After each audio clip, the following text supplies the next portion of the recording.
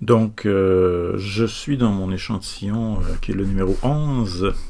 C'est un échantillon où dans la première colonne, j'ai la couleur des yeux de l'homme. Puis dans la deuxième colonne, j'ai la couleur des yeux pour chaque homme, de sa partenaire.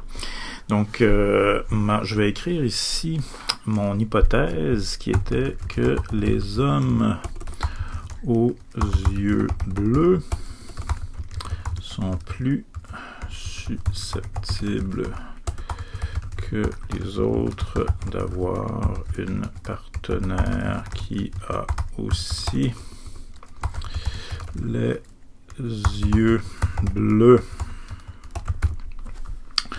Donc ça, c'est mon hypothèse. Puis là, je veux procéder en deux parties.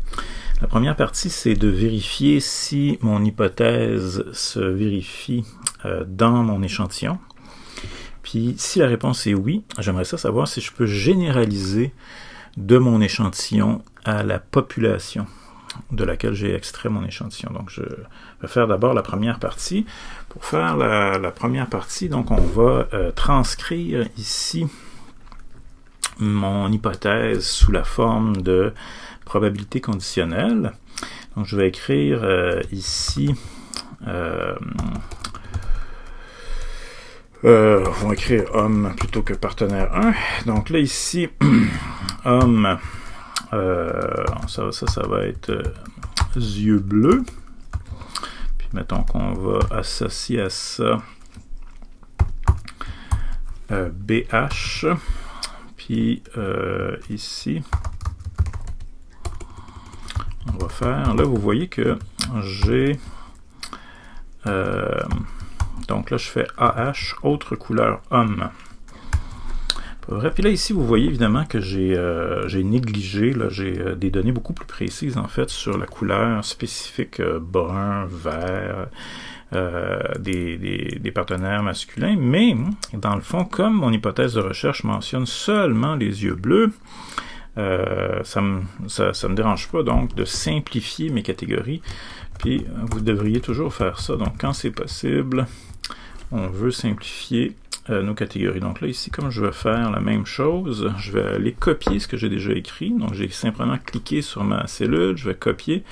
Pour sortir de là, je vais aller cliquer sur le petit X ou le crochet vert pour dire que j'ai terminé. Puis là, pour les femmes, ici, ça va être la même chose, sauf que ça va être BF et AF.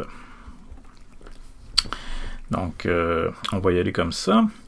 Ça, c'est mes deux variables. C'est deux variables nominales. Donc, mon test pour vérifier si mon hypothèse se vérifie, ça va être de trouver les valeurs de probabilité conditionnelle associées à mon hypothèse. Donc je vais y aller ici. On a dit que l'expression qui est devant ou qui se trouve avant est plus susceptible ou est moins susceptible.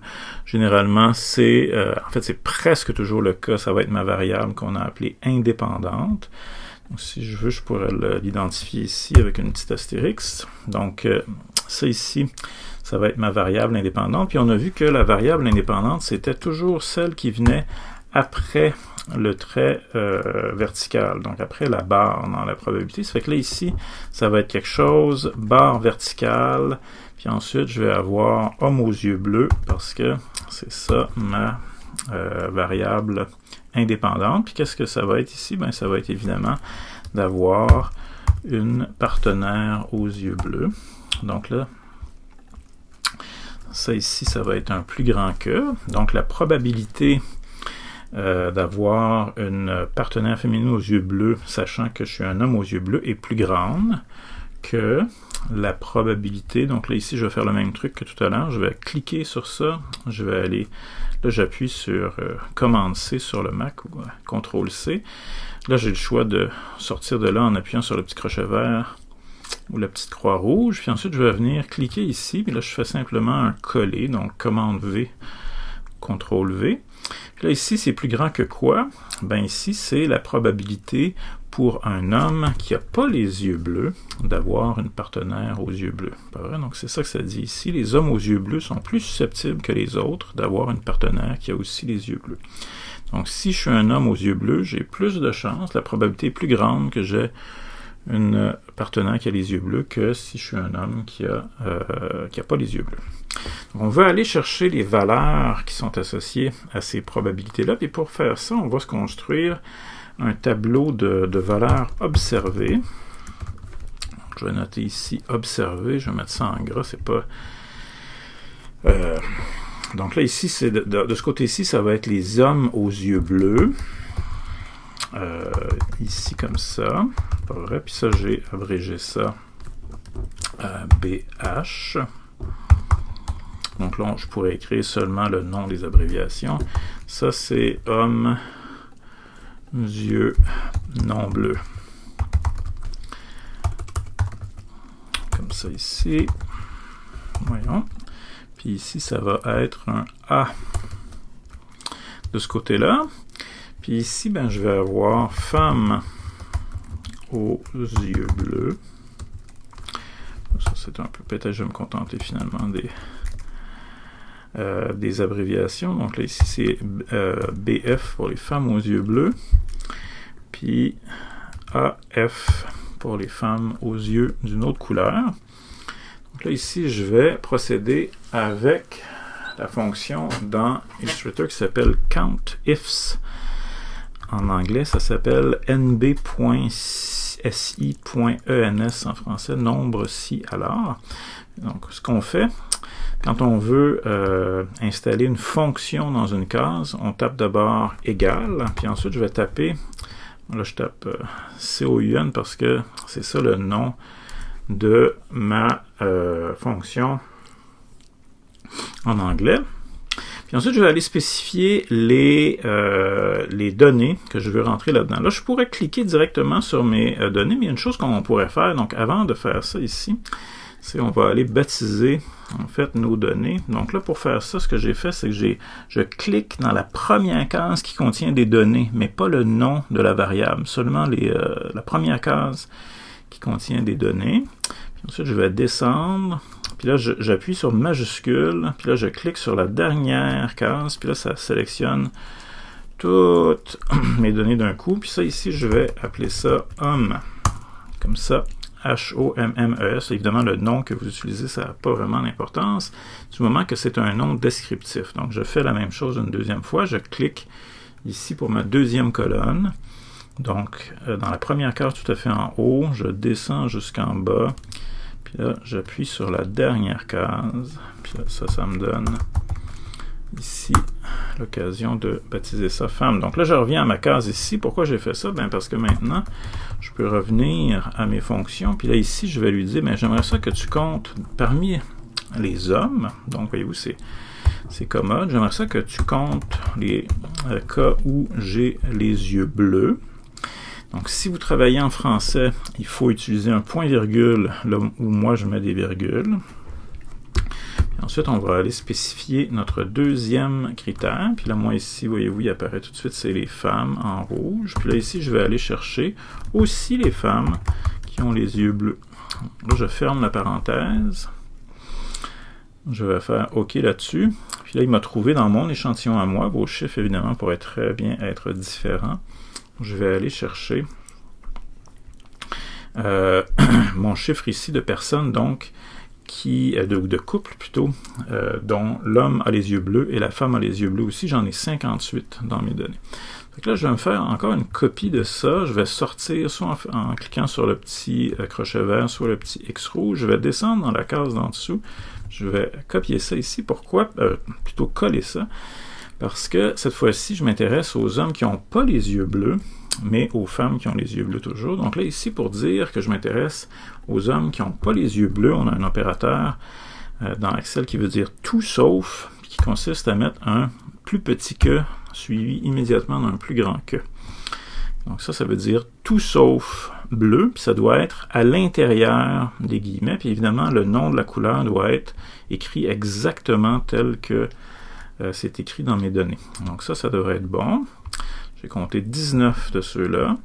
Je vais faire la même chose que j'ai fait tout à l'heure. Pas vrai, je vais aller cliquer ici.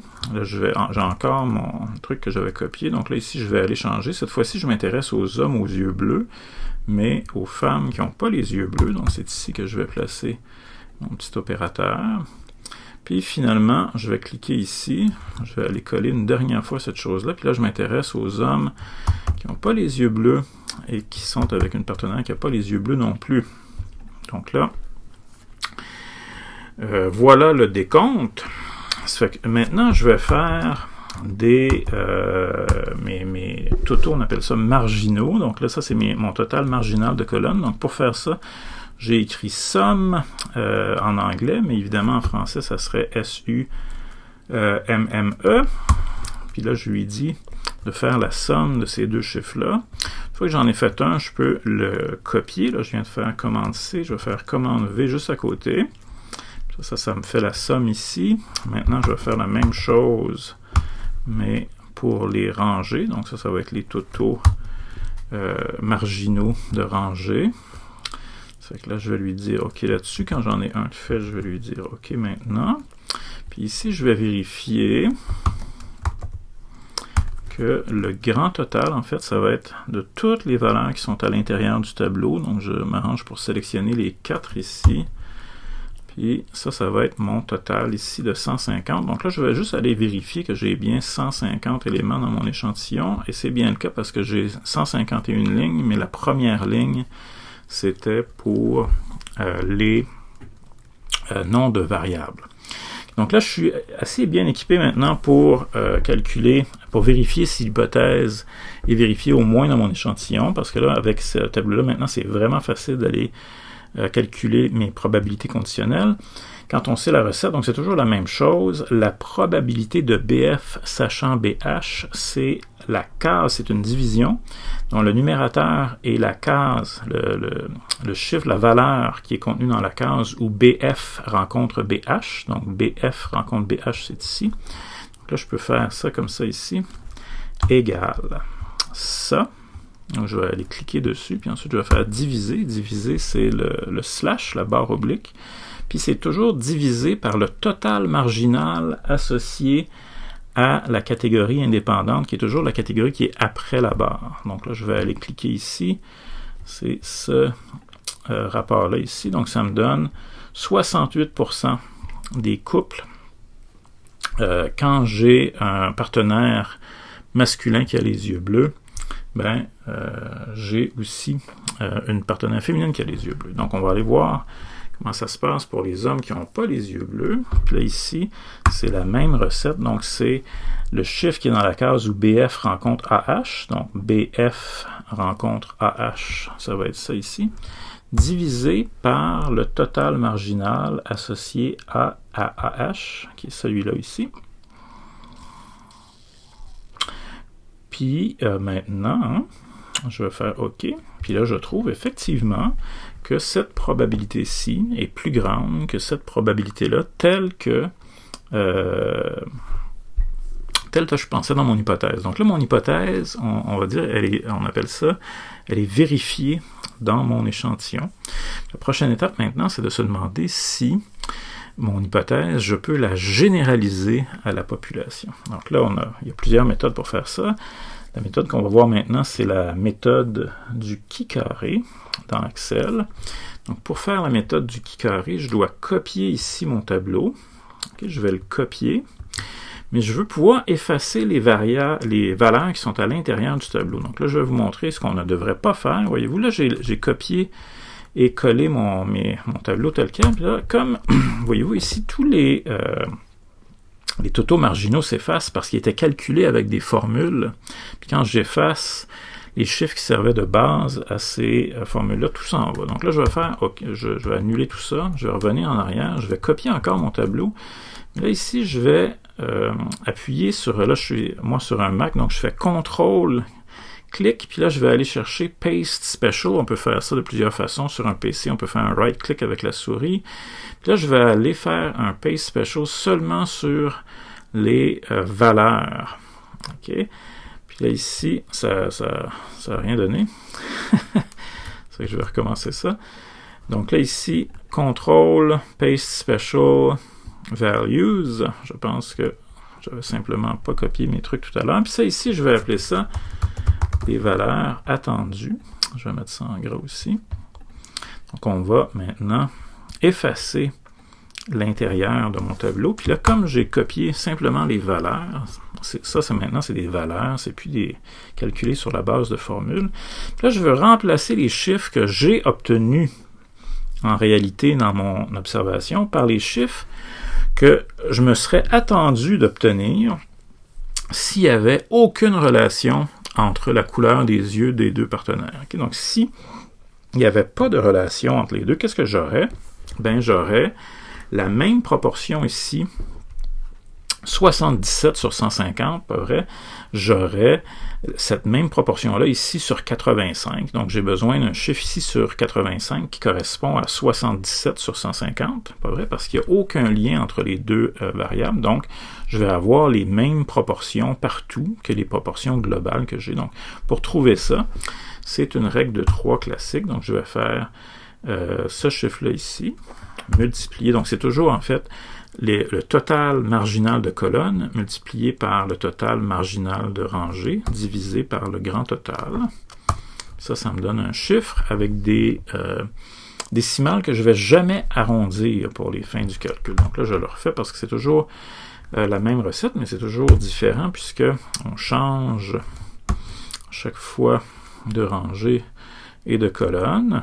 Donc là, ici, cette fois-ci, toujours c'est le total marginal de colonne multiplié par le total marginal de rangée divisé par le grand total. Et je fais la même chose une dernière fois. Donc, je clique ici. J'appuie ici la petite astérix, évidemment, c'est la multiplication. J'ai oublié de le dire tout à l'heure. Et c'est la division, c'est la barre oblique. Puis je divise par le grand total. Puis là, ça me donne des valeurs attendues. Donc là, voyez-vous, on peut comparer les deux, puis on trouve quand même que c'est passablement différent. C'est pas très très proche les unes des autres. Donc ça, c'est bon signe pour moi. Parce que je me demande en fait, qu'est-ce que c'est les probabilités d'obtenir ça quand je m'attendais à ça? C'est ça qu'on veut calculer maintenant. Donc là, pour faire ça, je vais avoir recours, en fait, je vais appeler ça en français la valeur P. Puis là, pour calculer ça, donc je vais encore faire mon égal parce que je veux aller chercher une fonction dans Excel. Puis ma fonction que je cherche, c'est celle qui s'appelle en anglais comme en français chi-square test. Donc je vais cliquer là-dessus. Puis là, ici, on me demande en français actual range. Ça, c'est toujours l'intérieur seulement, donc pas les totaux, mais seulement l'intérieur de mon tableau de valeurs observées. Puis les valeurs attendues, c'est celles que j'ai calculées ici, puis pour lesquelles je ne vais jamais arrondir les décimales. Okay, donc on va laisser ça ici comme ça. Puis là, j'ai une valeur P qui est exprimée en notation qu'on appelle scientifique. Donc c'est commode pour éliminer des... ça fait des plus belles présentations, peut-être sans grande traînée de zéro, mais nous autres, on va essayer d'aller chercher nos zéros justement pour avoir une idée plus visuelle de ce que ça a l'air. Puis ça ici, c'est donc là ce que j'ai fait, c'est que je suis allé dans le menu ici qui permet de choisir un format pour les nombres. Puis là, je suis allé dans Number. Puis ensuite, j'ai simplement rajouté, en pesant sur ce petit bouton-là ici, des décimales. Puis là, on voit bien que mon critère ici pour pouvoir généraliser mon hypothèse, c'est que ma valeur P soit inférieure à 0,05. Donc là, on voit que ma valeur P, en fait, est très, très, très petite. Okay? Donc, il n'y a aucun problème.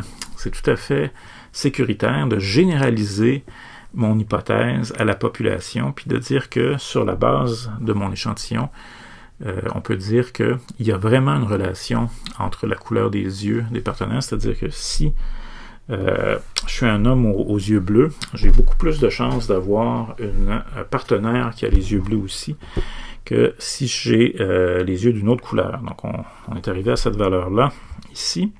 Là, ça c'est la fin de mon analyse. Il y a par contre une autre petite chose qu'il faut tenir en compte. Il faut prendre en compte le fait que ça ici, c'est ce qu'on appelle le test du qui carré. Et ça donne des résultats convaincants seulement si j'ai des valeurs attendues qui sont d'au moins 5. Okay, donc là, ici, je n'ai pas de problème parce que les chiffres sont très gros.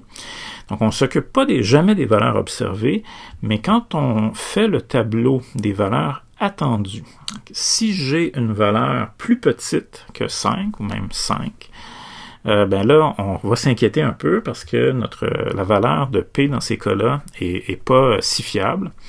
Donc, on va utiliser une autre méthode qui s'appelle le test exact de Fisher, qu'on va faire dans une autre vidéo. Donc là, on s'arrête là. On a, je pense, toutes nos données pour écrire nos conclusions. Donc, on s'arrête ici.